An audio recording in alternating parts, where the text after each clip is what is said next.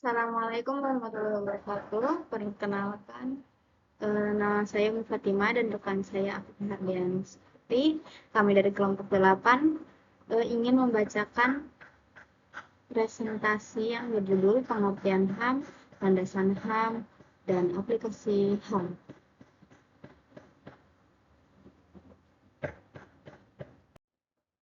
Pengertian HAM. Hak asasi manusia atau HAM adalah hak dasar yang melekat pada setiap manusia sejak lahir, yang bersifat universal dan tidak dapat dicabut. HAM merupakan anugerah Tuhan yang wajib dihormati dan dijunjung tinggi, dan dilindungi oleh negara, hukum, pemerintah, serta setiap orang demi harkat dan martabat manusia. HAM adalah hak-hak dasar yang telah melekat pada diri setiap manusia karena keberadaannya sebagai manusia, bukan pemberian negara ataupun pihak-pihak dari yang lain. Berikut adalah beberapa poin penting mengenai pengertian HAM. Yang pertama itu adalah hakikat. Hakikat HAM adalah hak-hak dasar yang melekat pada diri manusia karena keberadaannya sebagai manusia, bukan pemberian negara ataupun dari pihak yang lain. Yang kedua ada universalitas berlaku untuk semua orang tanpa memandang ras, suku, agama, jenis kelamin, atau status sosial lainnya. Yang ketiga, tidak dapat dicabut. HAM tidak boleh dicabut atau dihilangkan kecuali dalam keadaan tertentu yang telah diatur oleh hukum negara ataupun Pancasila. Yang keempat adalah tanggung jawab. HAM juga mengandung tanggung jawab, baik bagi individu maupun pemerintah untuk menghormati dan melindungi hak asasi manusia orang lain. Dan yang kelima ada perlindungan. HAM dilindungi oleh hukum nasional dan internasional, serta diupayakan pemenuhannya oleh negara dan masyarakat. Selanjutnya akan dibacakan oleh Kak Afif. Landasan hukum HAM di Indonesia mencakup Undang-Undang 1945, Undang-Undang Nomor 39 Tahun 1999 tentang Hak Asasi Manusia dan Undang-Undang Nomor 26 Tahun 2000 tentang Pengadilan HAM. Selain itu, Pancasila sebagai dasar negara juga mengandung nilai-nilai yang terjalan dengan prinsip-prinsip HAM. Landasan filosofis HAM bersumber dari nilai-nilai kemanusiaan dan mengakui hakikat dan martabat setiap manusia sebagai makhluk Tuhan yang Maha Esa. Landasan ini adalah pertimbangan atau alasan menggambarkan bahwa peraturan adalah bentuk pertimbangan pandangan hidup, kesadaran, dan ciri hukum yang meliputi suasana kebatinan serta falsafah bangsa Indonesia yang bersumber dari Pancasila dan pembukaan Undang-Undang 1945.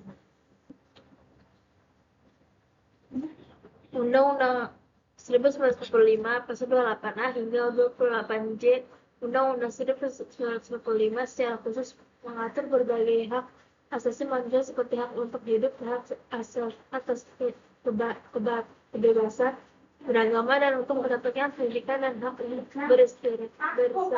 berserikat dan berkumpul.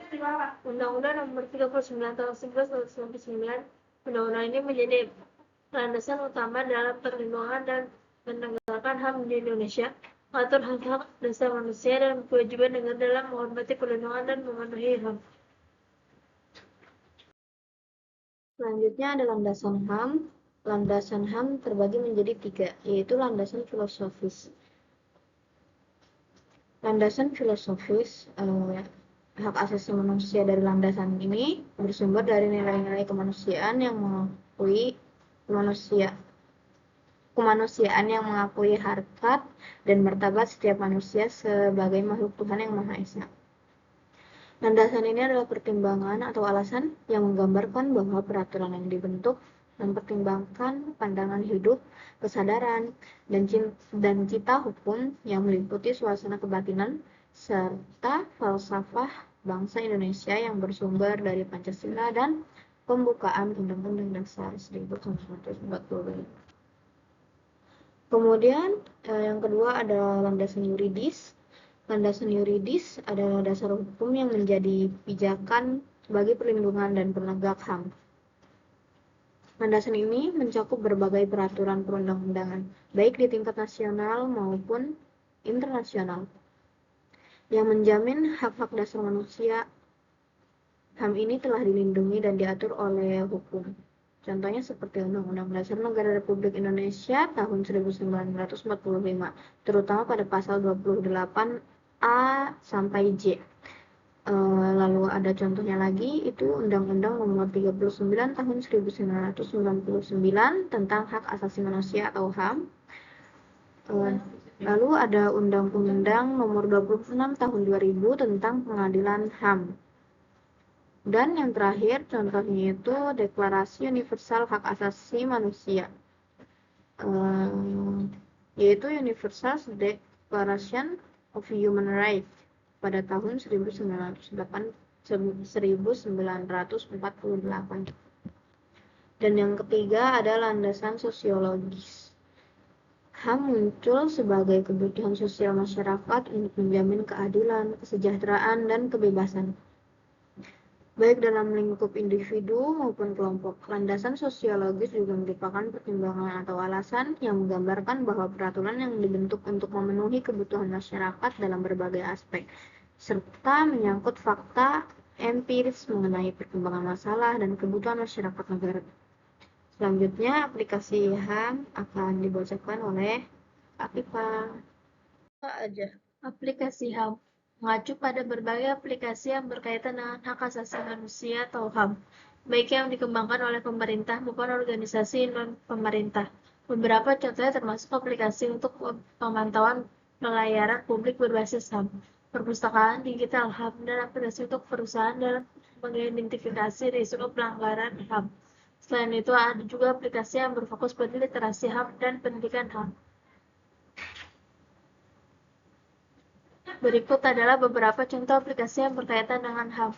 P2HAM, aplikasi yang dikembangkan oleh pemerintahan hukum dan HAM untuk memantau pelaksanaan pelayanan publik berbasis HAM pada unit pelaksanaan teknis atau PT dan pemerintah daerah. Aplikasi HAM, penerapan HAM dapat dilihat dalam berbagai aspek kehidupan, diantaranya A. Perlindungan keluarga, mendengarkan pendapat anak, memberikan hak anak untuk mendapatkan pendidikan dan kasih sayang. Pertama, hak atas perlindungan dan keamanan. Setiap anggota keluarga berhak mendapatkan perlindungan dan kekerasan fisik, psikis, dan seksual. Oleh orang tua memiliki kewajiban untuk menciptakan lingkungan keluarga yang aman dan nyaman bagi anak-anak. Hak atas pendidikan. Anak-anak memiliki hak untuk mendapatkan pendidikan yang layak, termasuk akses ke sekolah dan sumber belajar. Hak atas kebebasan pendapat. Setiap anggota keluarga berhak untuk menyampaikan pendapat dan ide mereka tanpa rasa takut tentang identitas. B. Lingkungan sekolah.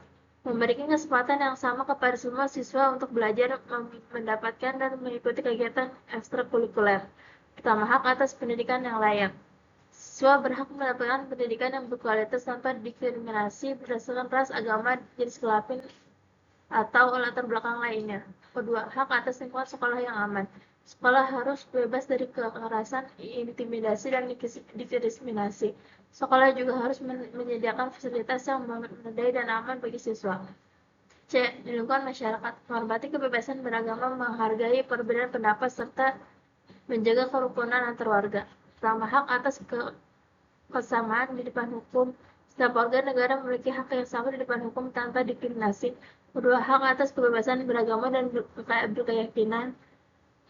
Setiap warga negara berhak untuk memeluk agama dan keyakinan masing-masing serta menjalankan ibadah sesuai dengan keyakinannya. Ketiga, hak atas kebebasan berekspresi. Setiap warga negara berhak untuk menyampaikan pendapat dan berekspresi selama tidak melanggar hukum. D. Dalam berbangga dan bernegara. Negara wajib menegakkan hukum yang adil tanpa diskriminasi, melindungi warga negara dari segala bentuk kekerasan penindasan. Pertama, hak atas kedaulatan. Negara memiliki hak untuk mengatur dirinya sendiri tanpa campur tangan pihak asing. Kedua, hak atas pembangunan. Negara memiliki kewajiban untuk menyejahterakan rakyatnya, termasuk pendidikan dan terhadap pendidikan, kesehatan, dan pekerjaan. Tiga, hak atas perlindungan hukum. Setiap warga negara berhak mendapatkan perlindungan hukum dan dari negara, termasuk perlindungan dari pelanggaran hukum HAM.